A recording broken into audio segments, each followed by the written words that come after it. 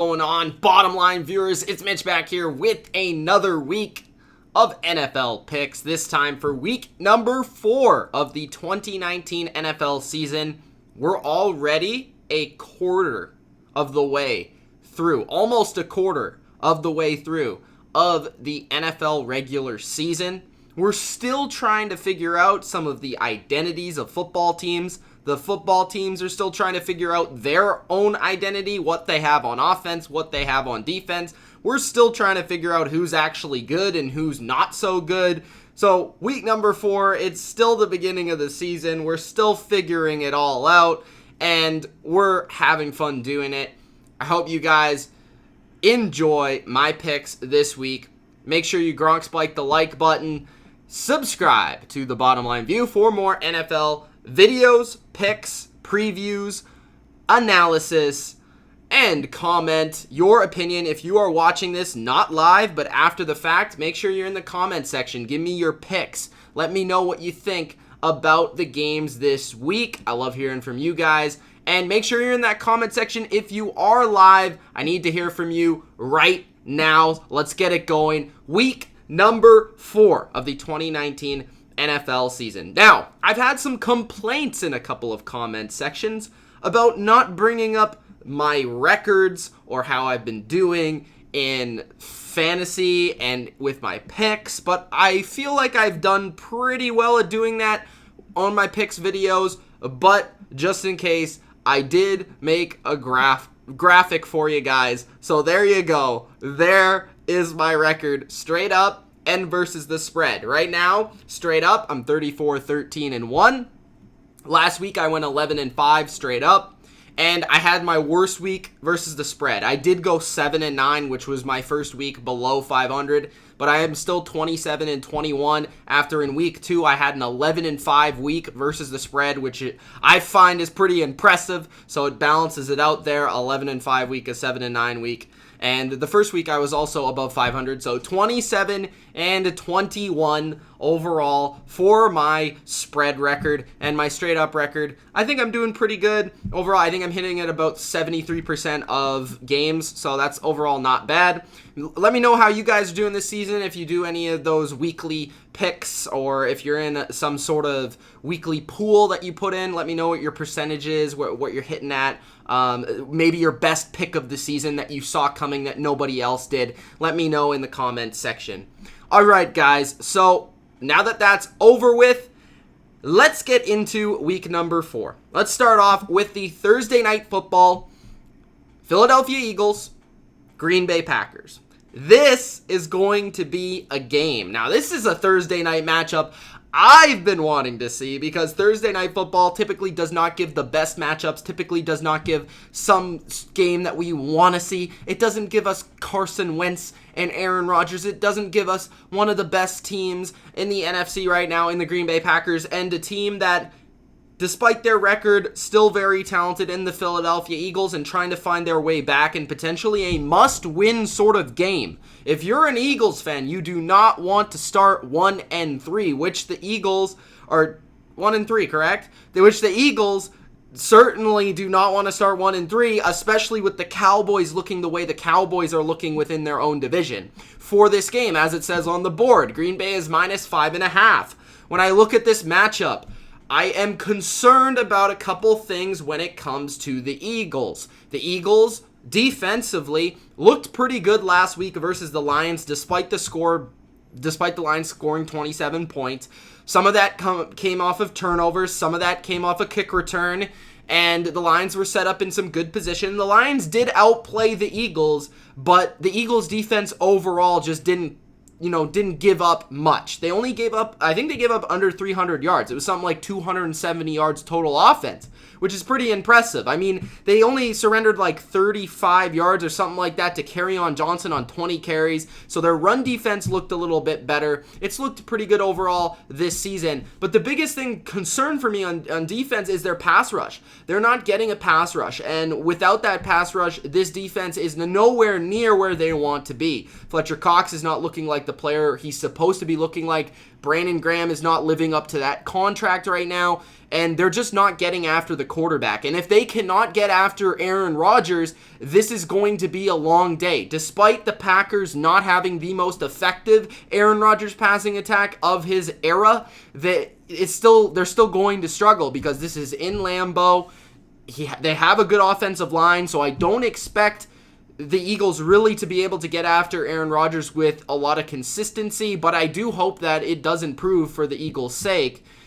So that might force Schwartz to blitz like he always does in those situations, which, of course, leads to the secondary being vulnerable, and that's where the Eagles really give up the big plays. Last week versus the Lions, the Eagles didn't blitz as much, which was a positive sign. That's why their defense played a lot better. And I don't think the Packers will be super effective running the ball versus the Eagles, which makes me say, okay, Eagles defense, Schwartz, let Aaron Rodgers have to go down the length of the field. Have him have to beat you with his external weapons.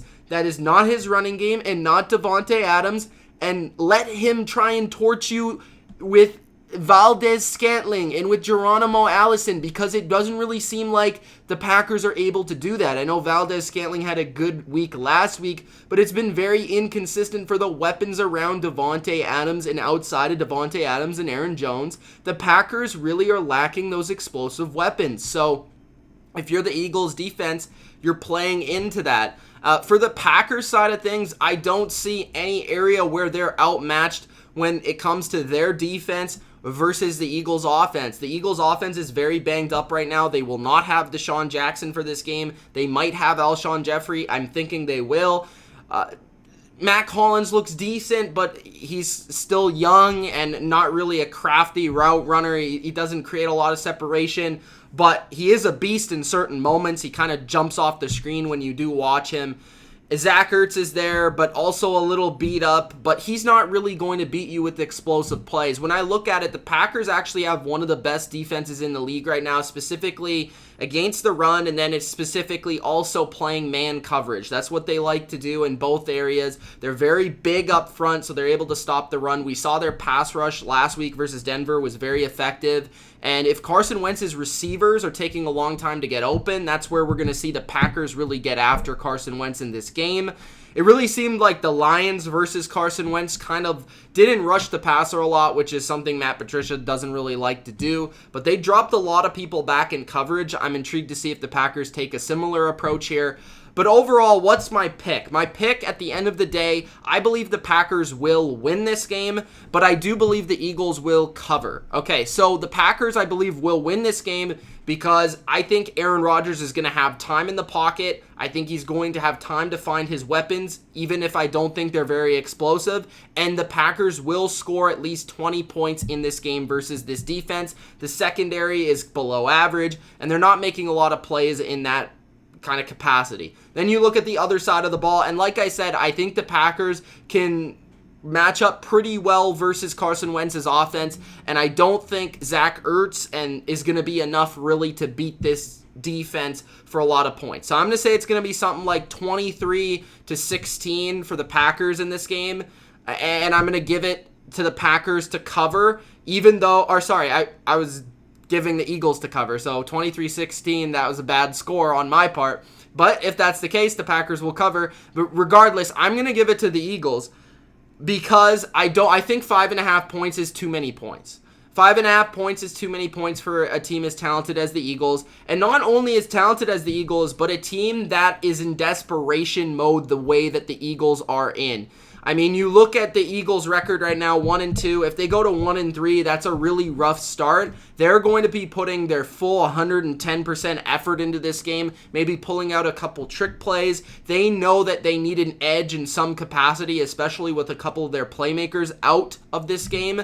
And I know that it's a Thursday night football game, but it does seem like the away teams are playing pretty well overall on the road, this season at least. I think the Titans lost, but the other two teams won on the road. So we'll see how it goes down. Thursday Night Football, one of the best games of the week, which doesn't happen very often. I'm looking forward to this one. Give me your scores in the comments. Like I said, I think the Packers are the better team here, at least right now. They match up well. I think their offensive line will take that defensive line to school, and I think Rodgers might have a really good game here, and that's why I'm going with the Packers. But I do think that Carson Wentz, his ability to make plays, his ability to scramble around and find time, that will keep the game close enough for it to become a one-possession game. So that's the Thursday Nighter. Thought I'd give an in-depth one for that one because it's one of the better games of the week. Then we get to the next game, first game on Sunday. Let's go with the Titans and Atlanta. So the Titans are Atlanta's -4. Don't listen to the board. I screwed that up. Atlanta is -4 points. I have Atlanta winning the game, but I do have the Titans covering because this is a game that I don't know who is going to win this game. I'm just going to be honest, so I'm taking the points. I think it's going to be very close. I think it will be within a score. I think Titans could very well win this game. I think Atlanta could very well win this game. The reason why I'm going with Atlanta, first, they're at home, which they play a lot better there. Second, their pass rush plays a lot better at home. Third, yes, they lost Keanu Neal, but the Titans are not a team that can take advantage of that through their pretty much stagnant passing attack that isn't very explosive. Marcus Mariota isn't very good. I just don't see the Titans being able to pass the ball a lot. Where the Titans could be successful offensively is the way the Colts were in running the ball, setting up play action, and beating Atlanta that way. Keanu Neal, again, losing him does hurt a lot, and that is going to hurt their ability to stop the run. That is going to hurt their ability in coverage as well, and matching up with a guy like Delaney Walker. On the opposite side of the ball, this is a very good matchup between a pretty damn good secondary in the Titans and a really good receiving group in Atlanta. I also look at Matt Ryan's play this season, and it hasn't been at a really good level. It's certainly not been a top 10 level. It's certainly not been what we're accustomed to with Matt Ryan. He's thrown a lot of dumb interceptions, a lot of interceptions that we don't really see him throw. Last week, he threw a terrible interception in the red zone once again, right down the middle into zone defense. I feel like Dean Pease will have a couple of coverages that might force him to throw a bad throw or something like that. And yeah, I think the Titans coming off of a bad loss to the Jags. That was on Thursday, so they have some time to prepare, some extra time to prepare for Atlanta in this game to travel. And I think the Titans will have a couple more creative plays defensively, offensively, and that might give them an advantage that way, game plan-wise. So this game's going to come down to one possession. This game's going to come down to, I believe, whose run game. I think it's going to come down to if Atlanta can stop the Titans' run game. If they can shut that down, which I think Atlanta's like top 12 in rush defense right now, if they can shut that down, they can win the game. But I still think that the Titans' defense is going to make this one close, and that's why I have the Titans to cover, but I have Atlanta to win. 4 points is tricky. I might be wrong here. Maybe I should have just went with Atlanta, but I'm not certain on who's going to win this game. It's a big game for both teams. Both teams have 2 losses on the season, so they need to come back and win this one. All right, next game is the Cleveland Browns versus the Baltimore Ravens. The Ravens, the board is correct for this one, are -7 points. The Browns are traveling to Baltimore, and the thing that's stressing me out about the Browns is we don't know what their identity is as a football team right now. I mean, do they want to pass the ball with Baker? Do they want to run the ball with Nick Chubb? Do they want to have a quick passing attack? Do they want to have an explosive passing attack? To me, they don't have the offensive line to hold up long enough for Baker to create explosive plays down the field.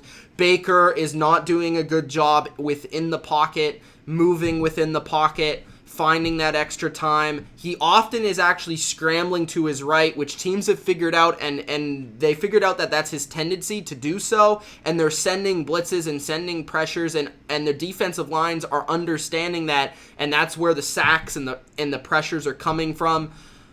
When you look at Baltimore lost last week. It was in an interesting fashion where they went away from what their identity is. They went away from, okay, we're going to run the ball, we're going to play defense, and you're going to have to beat us that way, and we're going to keep Mahomes on the sideline. Instead, they tried to play, let's Usain Bolt 100-meter this and track meet it, and let's go Lamar versus Mahomes, Mahomes, Lamar, Mahomes, Lamar. And that's not going to work versus Mahomes. You're not going to beat Mahomes in Kansas City playing Mahomes' game of a shootout. It's not going to happen. Well, that's what they tried to do. They continuously went for it on fourth down. They continuously went for it in the red zone, going for two-point conversions. And sure, I don't mind that, but it's also the style of play that plays right into the hands of Kansas City. Whenever you were running the ball, Baltimore, you were having success. You were keeping Mahomes on the sideline. You were having long, sustained drives.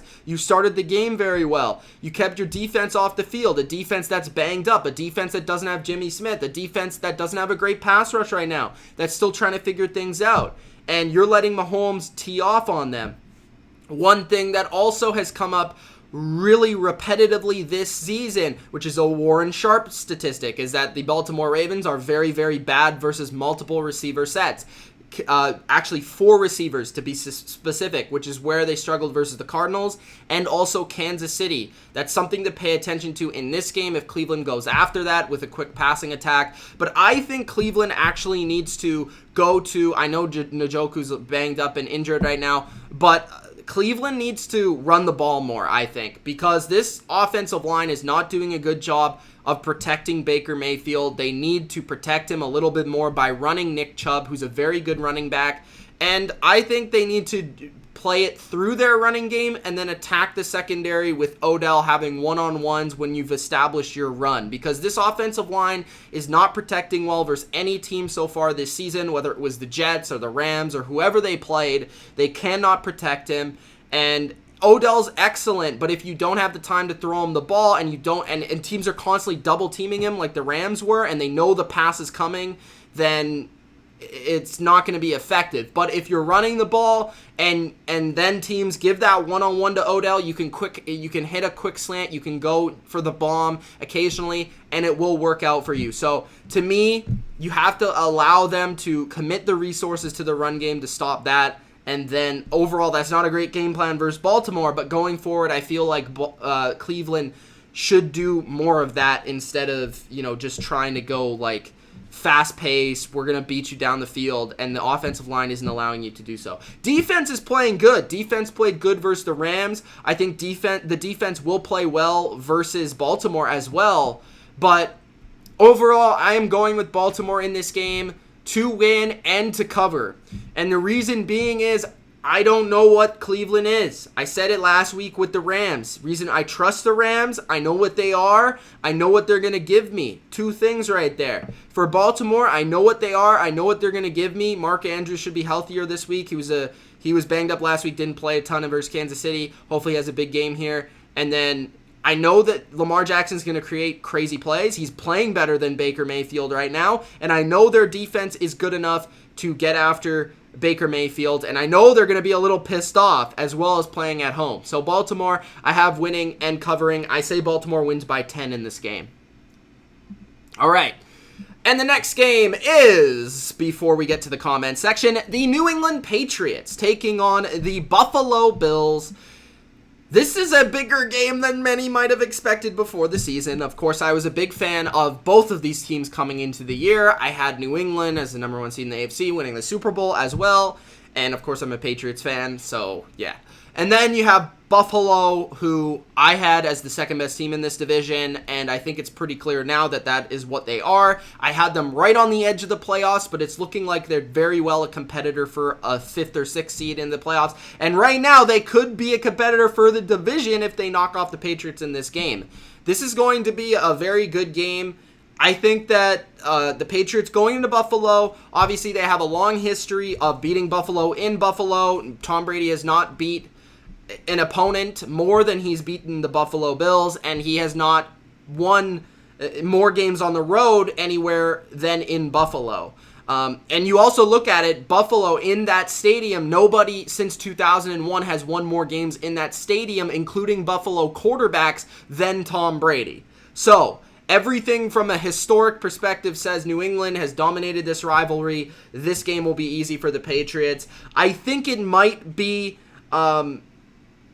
score-wise, I think it's going to be something like 24-10 for the Patriots, but the game is going to be difficult for the Patriots. And the biggest reason why it will be difficult is because the Bills, I think defense will keep this game very close for a long time, but the Patriots ultimately will just be a little bit too much at the end of the day, and they'll have a drive at the end of the game where they salt it away and they put it to rest. And that's what I think is going to happen. It will be like a close game, a defensive ball game for a very long time, and the Patriots will break out with the score in the fourth quarter to make it a two-score game, which that's what I think is going to happen. Buffalo matches up very well with New England from a defensive to offensive perspective. They have a strong defensive line, even though Harrison Phillips is out for the year, so New England might try to commit to the running attack in this game a little bit more than in years past. Then you look at the receivers. I mean, I think Tre'Davious White is a perfect corner to match up with Josh Gordon. I think they can. We've seen McDermott's very creative with his zones, and I think like their safeties are really good. They can take away all that Edelman stuff with their zone coverage underneath. And their linebackers are very fast to cover those kind of option routes in the middle. So Buffalo's defense is very good. They're one of the best pass defenses in the league. And I think that Tom Brady won't have his best game here. I don't think he's going to have a bad game by any means, but I just think it's going to be difficult for them to move the ball throughout this game consistently. They'll have their drives where they do so because they're just too good, but at the same time, in Buffalo, where dildos will be flying from every which direction, it's not going to be easy. Then on the other side of the field, you have the Patriots defense versus Buffalo. This is where I think New England clearly dominates this matchup. As much as I love Josh Allen, New England's defense right now is playing like the best in the league, and I tweeted this out. This could be the matchup between the two best defenses in the league, with also a side shout out to Chicago as well. But these could be the two best defenses in the league right now. When you look at New England's defense, it's been dominant. They've only given up 3 points overall, I think, for this whole season. And then you look at, they haven't given up a touchdown in four straight games, going on 5. It's on the road, so it's a little bit tougher. But you look at it from a matchup perspective, I mean, John Brown, I can't see having a good game here versus whoever they put on him, whether it's Jonathan Jones or it's Stephon Gilmore. And then if they put Jonathan Jones on Cole Beasley, I think that favors New England. And then if you look at Dawson Knox was promising, but I don't see him like outdoing either McCourty or Chung. And then you look at the defense to offensive line matchup. That favors New England with all the different schemed blitzes they have. And I do feel like this might be a rough game for Josh Allen, just in the perspective of the Patriots and Belichick will throw so many different weird things at you that Allen here or there might throw an interception or throw a bad pass. And even if he's super athletic, they're going to figure out a way to contain him in the pocket and to get after him. I could see this being a game where New England has a lot of sacks because Josh Allen's trying to make a play because he's playing New England. He's trying to make a big play, and they're just not open down the field, so he's trying to extend it. And it's nothing against Josh Allen. I just think New England's defense is just that good. So when you look at it, I just think New England is too much. But I like Buffalo. I just can't say that they're going to win this game. So I'm going to say New England wins 24-10. And they advance to remaining undefeated at number 1 in the AFC East, and Buffalo will have to take one step back, but they will show that they're competitive enough to at least be in a game with a team like New England. So that is promising. All right, let's get to the comment section for the first time. If you guys haven't already, Gronk spike the like button, subscribe to the channel for more NFL videos like this. All right, let's get to the comments. Rob says, what up? Trivia number is in the chat as well. He says he's going to win the fantasy league. Dakota says the Broncos have the pieces, but the tank bowl is real. Let's go Bills, says a couple people. What should I do with Eckler? Says Rag. I would say if you could trade him, trade him. If not, you're going to have to keep him, and he might be a flex, but I'm not sure. We'll have to see how the snaps go with Gordon and Eckler. But if you could trade him, trade him. But if you can't, then just keep him. Don't cut him. What else? Mac says, you think AB comes back to the Patriots? Probably not. But if I had to give it a percentage, maybe like... I'd give it like a solid 15% chance of happening. I don't think it's like a 0. I think there is a slight chance of that happening. But all of his legal stuff would have to be cleared, and Robert Kraft would have to have a change of mind for that to happen. Kevin says, what is your prediction for Pats in Buffalo? I just said that. Pack all day, says Gaming God. Green Bay will win, says Tristan. Sebastian says Eagles 28-21. Interesting. Robot Guy says Packers. The Eagles look terrible. Fiend says Packers 35-21. Tristan says Pack 28-20. Hugo says Eagles 21-20. Sebastian says I need the Eagles to win because I'm a Bears fan. Rob says Packers 20-10. Kevin says Mitchell Milani, we meet again. What's going on? Not we eat again. Robot says I'd roll with the Packers 28-21. Atlanta fan says surprisingly good game on Thursday for once. Packers 24-20. 23-20. Speak Your Mind says what's good people? What's going on? 20-17. Atlanta over Tennessee. 24-21. Robot Guy says for Atlanta. I hate picking games for either of these teams. That's true. I'm always wrong with Titans games. Titans are one of the hardest teams to pick in the entire NFL. Sammy says Baltimore 31-30, or 20, sorry. Baltimore 35-10, says the Fiend. Sebastian says 30-27 Ravens, 35-21 I didn't give a score for that game. I would say 27-14 Ravens. That's my score. Yo, Mitch, 27-20 Ravens, says Nasi. My Ravens will be 5-1 by week 6, says Nasi. Marshall says, sup, big fan, been watching for a long time. Thank you. Appreciate that. Colts will blow out the Chiefs 54-34 next week, says Trivia. I doubt they score 54 points. If the other team scores 34. That would be absolutely insane. 38-10 Patriots, says Speak Your Mind.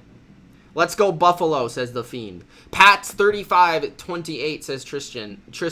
Sammy says 31-24 Patriots. Sebastian says 24-21 Pats. Nasi says 30-24 Patriots. 24-21, says the Fiend for Buffalo. Just picked up Melvin Gordon as why was Melvin Gordon a free agent? Can I ask you that? Rob says I'm taking the Bills to upset 24-21. Bills take it 24-23 by a game-winning field goal. You heard it here first, says Kevin Durkant. Nasi says this will be a good game, though. This could be a playoff preview.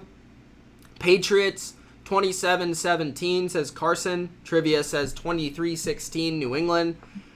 Josh Allen's going to have a bad game, says somebody else. What else we have here? Bills are not ready for the Pats, says Sports Talk. Atlanta fan says, man, what's up with Sony Michel averaging 2 yards per carry? The whole rushing attack has not been good. I think they're averaging as a whole like 3.5 yards per carry. So it hasn't really been, good either way. If it's been Michel, Burkhead, White. I think part of it's the offensive line issues and injuries. And I don't know I really don't know, because that was one of the strengths of the team last year, and so far this year it just hasn't been very good. I will say the play action has not been any different. Maybe it's even been better. They're averaging like 13 to 15 yards per pass on a play action.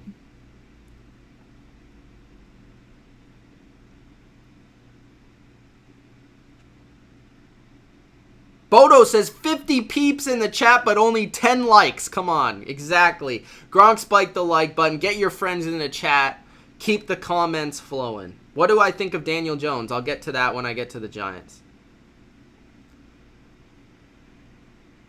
Orange Crush says you're overrating the Pats D. They've played a bunch of crap teams. Gronk spiked the like button, says Hugo. The Titans are really mediocre, 7-9. I don't even know if they're... maybe they're 7-9. I don't know. All right. Back to the picks. Where am I even at here? This one? Did I do that one yet? Okay, there we go. Kansas City, Detroit. Let's do it. Kansas City, Detroit. So, Kansas City, Detroit. What do I think about this game? So, this line right now is 6.5 for Kansas City, which is interesting. I think some people think this should be higher, and some people feel it might be just right. I've heard a lot of people say that this should be higher for Kansas City, like it should be like -9 or -10. But the Lions, they're undefeated. I know they tied one game, but they're undefeated. They beat the Eagles, they beat the Chargers. Those are two impressive wins. They were both close games, but they managed to win those games. It's in Detroit. Kansas City's looked explosive, and I've heard some say they might be the best downfield passing attack of all time, and I don't disagree with that fact. Kansas City's defense has been a little bit on and off, up and down. Mahomes is just unstoppable right now. What do the Lions have to do to win this game? The Lions, I think they need to be able to run the ball. That's key number one. If they can run the ball, they can remain in the game. Number two, Matt Stafford needs to hit a couple of big throws in this game to win it. Defensively, they need to have a couple of turnovers of Mahomes, 1 or 2 turnovers of Mahomes, just from confusing him or making him throw bad throws, something like that. And they need to get some semblance of a rush on him. Because the Lions' biggest flaw defensively this season has been the inability to rush the passer. We just haven't seen them been able to consistently rush the passer. Part of that has been Matt Patricia's defensive scheme.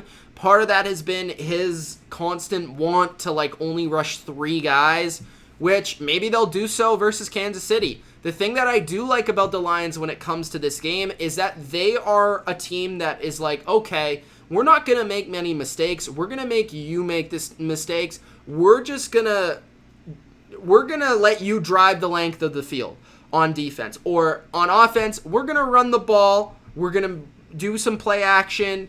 We're going to stay in the game. Like the Lions, I don't think many times this season will be blown out when they lose. When they lose, it will be close. That's why I feel like the line of this game is pretty accurate, especially at home. It's not like you're in Arrowhead where if they get up to a touchdown lead, then the momentum starts to mount and you're just out of the game. Detroit is a good team, and one of the areas of their strengths is their secondary. But if that pass rush cannot get anywhere near Mahomes, it won't matter how good the secondary is. At the end of the day, I have Kansas City winning, and I have Kansas City covering, even though I think the game will be close. I think the game will be within 10, but I don't think the game will be within a touchdown. I think Kansas City, just some way, somehow, maybe it'll be by 14 too. It could definitely happen where they're up by 2 touchdowns, they win by 2 touchdowns, or win by 10. I think it's going to be somewhere where they win by 8 to 10 points in this game. I just think that Kansas City's offense is too explosive, and their defense is not going to be totally outmatched by the passing attack of Detroit. Detroit doesn't have a super creative passing attack. It's just kind of pretty simple, and it relies on Stafford and Galladay and Hawkinson and Marvin Jones to get it done with their talent and their running game. So Kansas City, though, I think they have improved their rush defense. I think they have gotten bigger. They've made that a point of emphasis, and I don't think Detroit, who's been a team who hasn't really been able to consistently run the ball this year, is going to be able to consistently run the ball versus Kansas City. It does make it a little bit more interesting that it's in Detroit, but at the end of the day, Kansas City's offense, I can't go against it. I can't go against the MVP right now, Mahomes, and Andy Reid and what he's doing. And as much as I like what the Lions are doing, and I do think the Lions are a good team, Kansas City's at a different level. They're on that Patriots level right now, and I can't really pick against them. So I'm going to go with the Kansas City Chiefs to win the game. All right. The next game is The Carolina Panthers versus the Houston Texans. Right now, it's -4.5 for the Texans. And my pick is going to be the Texans to win and to cover. Now, Kyle Allen is the quarterback for the Panthers. We saw him 1 week, so at least the Texans have 1 week of film to study. I was impressed with Kyle Allen. He played very well. He was very efficient, very accurate. I do also think, though, that the Cardinals got caught in a game of we are not going to, we're not going to sell out to stop Kyle Allen. Like, we're not going to really care that Kyle Allen's the quarterback, and we're going to make him beat us. And Kyle Allen did just that, beat us. When I look at the Cardinals defense compared to the Texans defense, what the Texans do is they're more creative in their secondary in terms of like confusion. Romeo Crennel has been known to create a couple of game plans here and there where he can confuse some younger quarterbacks and some inexperienced guys into making mistakes. And I do think that might happen in this game where the Panthers are in the game, but the difference will be that the Texans get 1 or 2 interceptions or a couple of big sacks, or they confuse them long enough to make a mistake. And that's where I see the Texans defense coming through here. The Texans are also at home in this game. And the other thing is Deshaun Watson is a stud, man. He played amazing versus the Chargers. And even if Hopkins didn't play well, they found a way to do it. Their rushing attack is not bad. The Panthers, the one area I'm concerned about the Texans is can they block the Panthers? Because Brian Burns is coming off the edge and he's coming off hard. But that was versus the Cardinals offensive line, which I would say is maybe worse than the Texans. I mean, it's pretty close. It's in the same conversation. And Tunsil did look a lot better last game than his first debut game for the Texans, maybe settling in a little bit. But yeah, I just don't know if the Panthers can cover Hopkins, Fuller. Now you throw in the tight ends into the mix, and that passing attack with Kenny Stills as well. The Texans offense has the capability of creating big plays, and Deshaun Watson has the capability of buying time and creating plays. And I just think the Texans at home with that young, inexperienced quarterback for the Panthers, a little bit too much. So I have the Texans winning and covering this game, even though I wouldn't be shocked if the Panthers were competitive at all. The Panthers offense, if Kyle Allen is continuing to be accurate and on time with his throws, is very effective, and McCaffrey is an absolute monster. And as long as Kyle Allen can get the ball in the hands of McCaffrey, Moore, and Samuel, they will have a chance, but I just don't see that they will win this game. So I'm going with the Texans to win and to cover. All right. The next one is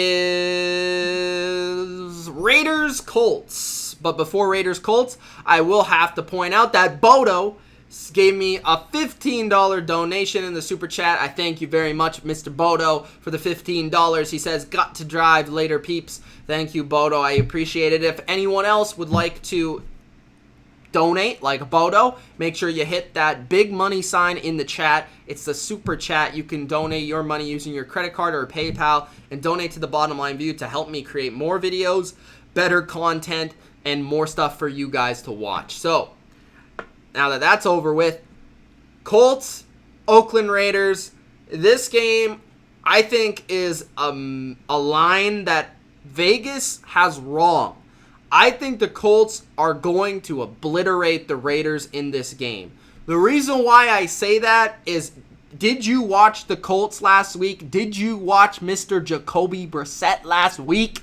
He was awesome. I mean, Jacoby Brissett, he has all the tools, and as a Patriots fan, seeing Jacoby as a younger player, I knew this. He had all the tools. He has the arm. He has the mobility. He has the patience. He has the confidence. He has the leadership to get it done, and he's shown the accuracy as well.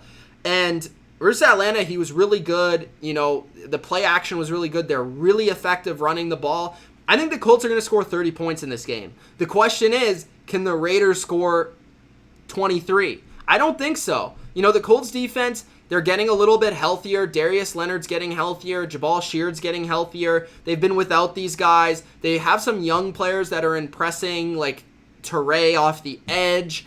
Their secondary's not bad. Desir, Moore. I don't think their defense is great, but definitely has the potential or the capability of being top 15. The one thing I would worry about if I'm the Colts is just, they're a little conservative defensively, which allows teams to remain in the game because they can complete simple, effective, short passes. Like Derek Carr can take 4 yards here, 4 yards there, 4 yards here, and have some scoring drives. But at the end of the day, I just don't see Oakland being able to match the Colts.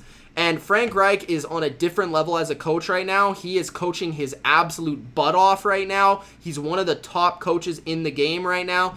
And like I said, Marlon Mack's playing amazing. T.Y. Hilton's playing inspired. And Jacoby is playing like a top 15 quarterback in the game right now in the sport. So I'm going with the Colts. I think they're a playoff team at this moment in time. And I think they might be the best team in their division. I am taking them to win this game. I am taking them to cover. And I think they will cover this by double this spread. So I think they win by 14. All right. Next game, Chargers-Dolphins. Of course, Chargers favored. They're playing maybe the worst team I've ever seen in my life. That includes the winless Browns. That includes the winless Lions. That includes some of the worst teams I've ever seen. That includes the 07 Dolphins, who I think were like 1-15 that year. There's been some bad teams in my lifetime, but there might not be any worse than the 2020 Miami Dolphins. This team is atrocious. They can't do anything well. They can't block. They can't get open. They can't pass. They can't run. They can't cover. They can't rush the passer. They can't stop the run. Definitely can't stop the run. And when you look at this game, if Melvin Gordon is back or he's not playing, but he is back, I think that inspires this team, even if he's not playing. This motivates the Chargers. They know they pick up this victory. They need a statement win. They need to go into Miami and create a statement and say, hey, we might be 1-2, but with Melvin Gordon back, we're inspired. We're ready to go. We're going to get Derwin James back later this season, and we're still going to be in the playoff conversation. That's the type of game the Chargers need. Will they get it? They're traveling to Miami. It's across the country. It's in another warm climate. And Miami, they have Brian Flores as their coach, who did create that defensive game plan in part with Belichick versus the Chargers in the playoffs.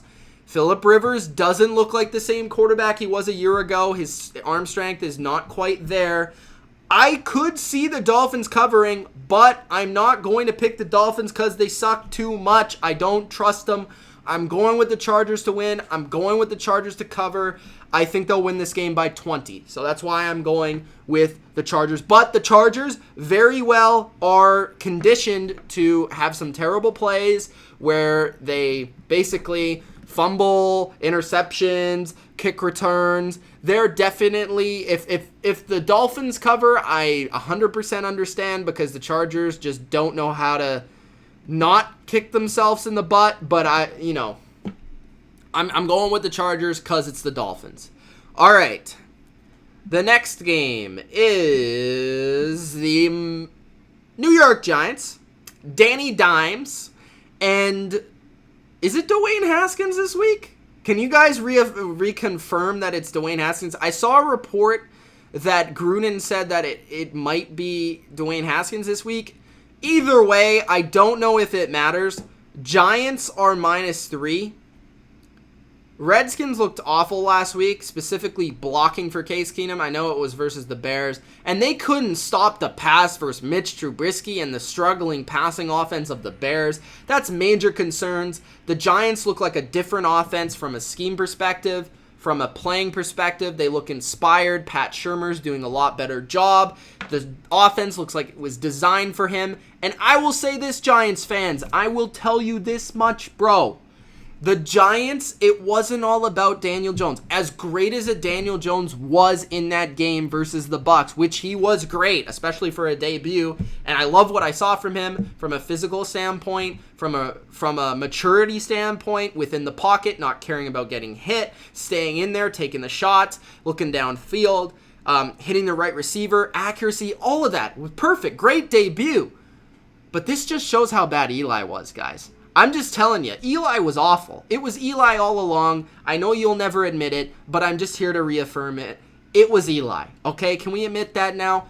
Giants, -3. I think they win. I think they cover because one thing only. Redskins cannot stop the pass to save their gosh darn life. Giants can't either, but I'm not confident that the Redskins can score as much as the Giants can. So even without Saquon, I have the Giants winning this game, the rivalry game, in their building by, it's only 3, so I'm going to take them to cover the spread. This game should be very entertaining because both these defenses can't stop me or you or your grandma or your pet cat. But at the end of the day, it's the Giants. They're at home. Daniel Jones, Danny Dimes, riding the momentum. And Wayne Gallman, I think, has 2 touchdowns in this game. Just going to put that out there. All right. Okay, next game. What else we have? Let's continue this on.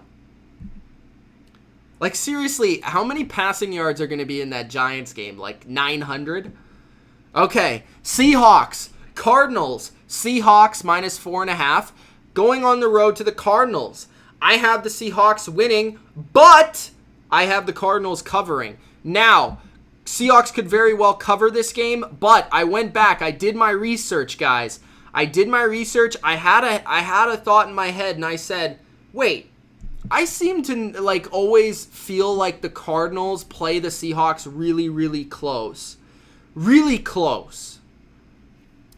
And I went back, and if you actually look at it, like, I think these games have been within like 4 points, like the last 5 to 6 times. I think maybe once it was by 6 points the Seahawks won. Other than that, it's been within 4 points like 5-6 times in a row. So that being said, there's a trend there. So the Cardinals, the Seahawks, they play very competitive games. I don't know what that is, why it is, but that just seems to be the case. When I look at the Cardinals, I think their offense can do well versus the Seahawks. The Seahawks don't have a great pass rush as it stands. They did add Jadeveon Clowney, but, I mean, especially on the road, it's not super effective, so I don't feel like Kyler Murray will be under constant duress. You look at a Christian Kirk, Larry Fitzgerald, I feel like they'll be able to get open versus this secondary. David Johnson should have a fair bit of success in this game, specifically as a receiver. And then on the opposite side of things, I think this game's going to be a shootout. I think the Seahawks will be able to move the ball versus the Cardinals as well. Russell Wilson can buy some time. I don't think the Cardinals have a super great pass rush. You know, they have Chandler Jones, but nobody really else there. And their secondary is beat up or players missing or suspended, and they're giving up big plays, the Cardinals are. So that's what Russell Wilson does. I think this game ends up being 34-30 for the Seahawks. And the Seahawks end up winning the game. So I do have this the Cardinals winning by half a point. But overall, not winning, but covering by half a point, if my score would be correct.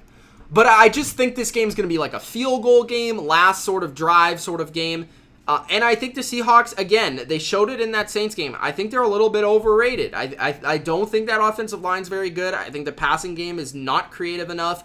I think the defense is not quite as good as it used to be, and their secondary is struggling. You throw that all together with Kyler Murray and this offense who seems to be scoring versus every defense they play, no matter if it's the Ravens, the Lions, or the Panthers. I mean, they've been scoring points. So I think that keeps them in this game, and I think the Cardinals are going to be competitive, and these games are typically competitive with a long history of that, so I'm going to take the Cardinals to cover, but the Seahawks to win. Okay. Next game. What is the next game? I think it's Rams. Let's check it. Rams versus Buccaneers. Bucks are +9.5. Rams -9.5. Rams beat the Browns last week.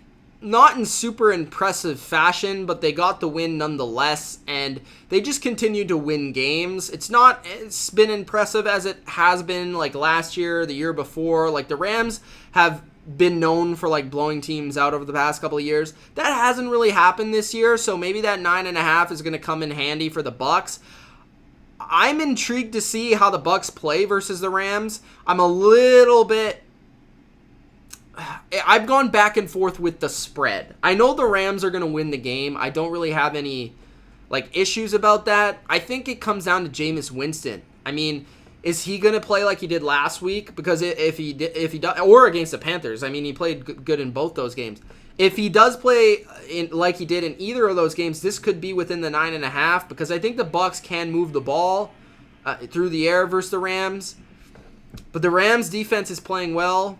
And then on the other side of things, I do think the Bucks defensive line is super underrated, specifically Shaq Barrett, who's leading the league in sacks right now, who was one of my favorite under-the-radar signings of the year, and that's come true for sure. And their secondary is playing competitive. But I think I have to go with the Rams both ways. Reason being, I think the Rams are just too high scoring of a team at home. Goff plays way better at home. And I feel like McVay is going to have a few plays up his sleeve where he's going to be able to hit some big plays versus this Bucks defense. Look at that Giants film and say, hey, what the Giants do a little bit? What can we do within our offense and hit some big plays like Daniel Jones and Pat Shurmur did versus this defense? So I think they're going to look at that. And even if the Bucks defensive line or pass rush is a little bit of a handful at times, which it might be for the Rams offensive line, I still think the Rams will find a way to win this game by at least 2 touchdowns. So I'm going to go with the Rams. But I would not be super shocked if Jameis Winston, Mike Evans, Godwin made this game competitive. And let's continue to see O.J. Howard. We saw a little bit of him last week. Let's continue to have him in that game plan, Bucks. But yeah, I'm going to go with the Rams just because they continue to be a very consistent team that you can rely on. So the Rams are my pick both ways to win and to cover. All right. Next game is the Minnesota Vikings versus the Chicago Bears. This is a really good game. This should be very entertaining. Not in the way that you might expect an entertaining game to be. I mean, I don't think it's going to be super high scoring. I think it's going to be the opposite. I think it's going to be a 17-14, 13-10 kind of game, the same way that the games were last year. Hopefully, though, one big difference from last year to this year is that the Vikings offensive line is playing a heck of a lot better, and the Bears offense doesn't seem to be playing as well. I also think the Vikings have established an identity to their team. Play defense, rush the passer, run the ball, and then Kirk Cousins, you're going to work play action. You're going to find Adam Thielen or Stephon Diggs on a couple of big plays here and there, and that's how we're going to win. We're not going to ask too much out of Kirk Cousins, just for a couple throws, and he'll be able to do those, and he'll be able to perform. But I do worry about the Bears' defense because it is very good, and this game is in Chicago.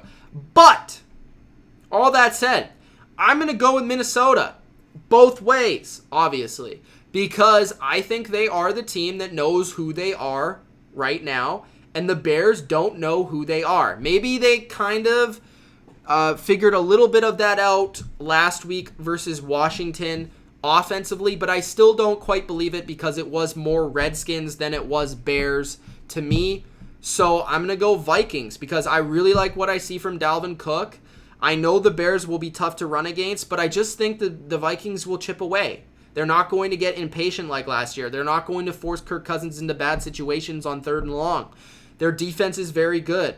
They can stop the run. I think they're going to give some trouble to Mitch Trubisky in this game. So I am going to trust that the Vikings, the team that I know a little bit better at this point in Week 4 of 2019, over the Bears, I'm going to pick them. So I think the Vikings are the better team right now, and that's why I'm straight up picking the better team to win and to cover. I think the Bears only have the points here right now in their favor from a Vegas perspective because they're at home, but I'm taking that out of perspective. I'm taking that out of the conversation, and I'm saying the Vikings win this game because I think they're a better team. All right. I'm going to get to the comments, and then I'll do the final games, and then I'll go back to the comments. All right. Let's go to the comments. Guys, make sure you're Gronk spiking the like button and make sure you're subscribed to the Bottom Line View if you haven't already. Also, guys, make sure that you hit that notification bell. If you're not one of the people that are notified, as in the notification squad, make sure you are notified every single time by hitting the notification bell. Every time a video on this channel goes up, you'll immediately get it to your YouTube, basically to your YouTube, whether you have your notifications on your laptop, if you're on your laptop, or if you're on your mobile, then you'll be able to, on your phone, you'll have the app with the YouTube. Boom, notification comes up, Bottom Line View put a video out, or as soon as I go live, boom, video is out. You can get it like that. So that's the way to go. Hit that notification bell. All right. Today is my birthday, says Rob. Happy birthday, Rob. Hugo says, who do you have winning the NFC South, Mitch? Whew, probably the Saints right now, Hugo. Nasi says, Patriots' schedule is so easy. They face the Redskins on the road after the Bills game. And then they play the Giants at home, I think? I don't know, maybe. Bodo says, 50 peeps in the chat, which I already said. Make sure that you Gronk spike the like button. Basically what he's saying. All right, what else? Okay, so I talked about the Chiefs and the Lions scores. All right, Texans 27-14, says Turtle. Rob says 14-10 Texans. Nasty says Panthers at Texans could be an underrated game. Yeah, that could be an underrated game for sure. Hugo says 28-21 Panthers. Interesting. Sammy says 9-3 Panthers. I definitely don't see that happening. Atlanta fan says if that was the Cardinals' game plan, McCaffrey still beat them as well. McCaffrey is just a beast. I don't know what to say. Chris says Bears did their 1 year out of 3 playoff push. See ya in another 2 when your cap's right again, says everyone in the NFC North. Sammy says Panthers 16-10. Chris says 23-16. Hugo says Panthers are mad underrated. They could easily be 3-0. I think if Cam was healthy, they would be 3-0, but he's not. So we'll have to see if Kyle Allen's the real deal this week, I guess. I'm just going with the more reliable commodity at this point. Turtle says 24-16 Colts. Indy wins but doesn't cover the spread, says Chris. Rob says 45-17 Colts. Nasi says 26-13 Colts. Sammy says 26-10 Colts. Atlanta fan says T.Y. Hilton is hurt though. Colts still win even without him. Is T.Y. not playing? I think he'll play. No? Am I wrong? Nasi says Colts are another underrated team. Jacoby Brissett could be the real deal. They could even win the AFC South. I agree. Nasi says, good night, Mitch. Ravens, flock. Chris says, I got this game like 27-23. I think LA gets some garbage points at the end. Chargers, 41-16. Dolphins, 27-24. Atlanta fan says, I'm not choosing Miami, but I wouldn't even be surprised if my Dolphins won. Chargers look like a stupid team once or twice a year for some reason. Yeah, more than once or twice. RVD says, which team has the biggest disappointment in the league this year so far? Pittsburgh, probably. I guess Pittsburgh. I think Pittsburgh. Yeah, I don't know. I can't really think of the... Maybe the Browns? I don't know. Do I start Sterling Shepard against the Skins defense? I would.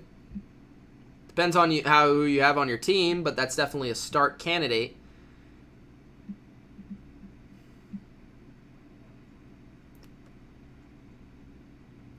Chris says 24-23.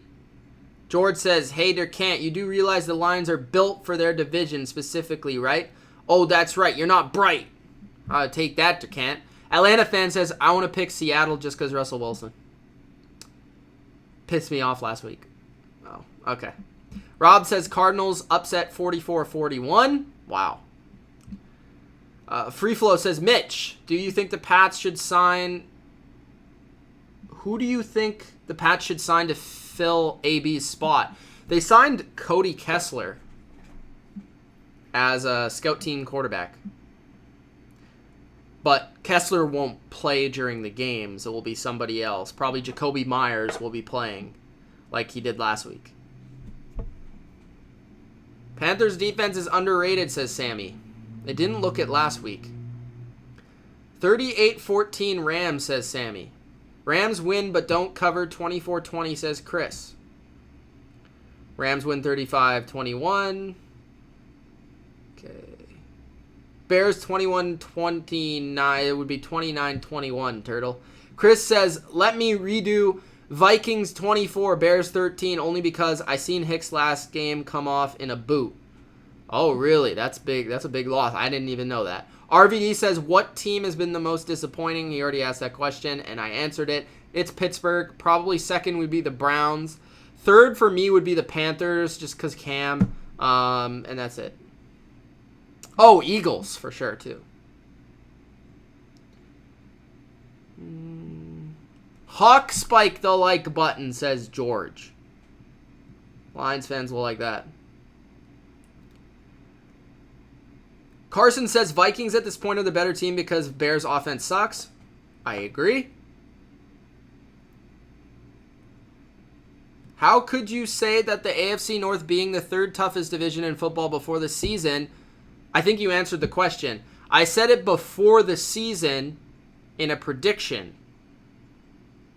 I didn't say it now. So if I were to rank the AFC North now, it would be a little different, especially without Big Ben. Frank says Trubisky's better than Cousins. What team's the biggest surprise, says Rob. Biggest surprise. I think the Ravens offense is the biggest surprise. Other than that, I know that the 49ers are a surprise to 99% of people. Not really to me, though, so I don't know if I qualify that. The Bills, even with their weak schedule being 3-0, is surprising. Who else? Lions are a nice surprise. I think that's it. Cowboys offense as well is a nice surprise. Even though I knew the Cowboys were going to be very good. But the offense is surprising. Okay. Let's finish this off, shall we? Jags versus Broncos, Cowboys versus Saints, and Bengals versus Steelers. All right. So we have the Jags versus the Broncos. The Broncos are minus 3 points. It's in Denver. Gardner Minshew on the road, swagging out. Jalen Ramsey not playing because he's going to see his second child being born. Broncos desperately need a victory and are better than people want to think they are. They played the Packers very competitively last week, but they had some very weird plays go against them. This is tough because I like the Jags, how they played last week versus the Titans. And the Jags' defensive line could give the Broncos a lot of issues. My first hunch in this game is that it's Denver. Hasn't won a game yet. They're at home. Fangio versus a rookie quarterback. I'm going to go with the Broncos to win and to cover. But this is one of these games I don't want to touch with a bet. I don't want to predict. I'm going to go with the Broncos to win and to cover. But the Jags, I would not be shocked if they won this game. Bryce Callahan's out with an injury for a while. That hurts their secondary. I think this might finally be the game where Von Miller and Chubb dominate. And I don't think their offense has been really that bad. They ran the ball well versus the Packers for the most part. Flacco was able to make some plays. And with Ramsey out, that hurts the Jags a ton in the secondary. So I'm going to go with the Broncos here to win, mostly because they're at home and they're in desperation mode. But I could see the Jags winning. This is one of those games that, it's impossible for me to predict this. So I'm going to go with the Broncos. I have that respect for Mile High. Just a little bit too much. All right. Sunday Night Football. Arguably the biggest game of the week. Dallas Cowboys travel to New Orleans, a team that they beat last year. The Saints were undefeated. They thought that they could beat the Cowboys. The Cowboys shut them down. And after that point, we saw that the Cowboys scheme, the Cowboys game plan from a defensive perspective was taken by every coordinator, dissected, and used by other teams to slow down Drew Brees, Michael Thomas, and Alvin Kamara. This year, the Cowboys are better. This year, the Cowboys have a better offense than the Saints. And they have a defense that's very much the same. I have the Cowboys winning this game and covering despite playing in New Orleans. I was very impressed with the Saints last week. Don't get me wrong. They physically dominated Seattle. Teddy Bridgewater went into Seattle and they won that game. They had contributions on defense. Their defensive line looks really good. They're a very physical team that I think is overlooked by a lot of people. They're a physical team, the Saints. Just because they play in a dome doesn't mean they're not physical. They're physical. They run the ball. They stop the run. They get after you. Their defense is better than people want to think. But the Cowboys right now are hitting on a different level. They're an elite team in the NFL. To me, they're in the top 3. They're the best team in the NFC. And with Teddy Bridgewater at quarterback, I just can't see him, when the money is on the line, making the plays versus a good Cowboys defense that already showed that they have the number of that Saints offense and have the players to slow down Michael Thomas and Alvin Kamara. So without Drew Brees, this is a no-no versus the Cowboys. Cowboys will come in. I think they'll hit a couple big plays to Amari Cooper. I think they'll be able to move the ball, at least, to score in the 20s. And I don't think the Saints will be able to get past that 20 mark. I think the Cowboys win. I think the Cowboys cover. And they're going to show on Sunday Night Football that they are nothing to mess with. They're not these old Cowboys. They're a legitimate team. They're a legitimate contender. So I have the Cowboys winning. All right. And the last game, Monday Night Football. It's the Cincinnati Bengals. The Bengals. They're taking on the Pittsburgh Steelers and Bodo Winters, Mason Rudolph Steelers. Minkah Fitzpatrick was fantastic in his debut. I think he had an interception and a forced fumble in that game versus the 49ers. The Steelers' defense played inspired. The defense of the Steelers played motivated. They actually played pretty well. They forced 5 turnovers, and the team still didn't win.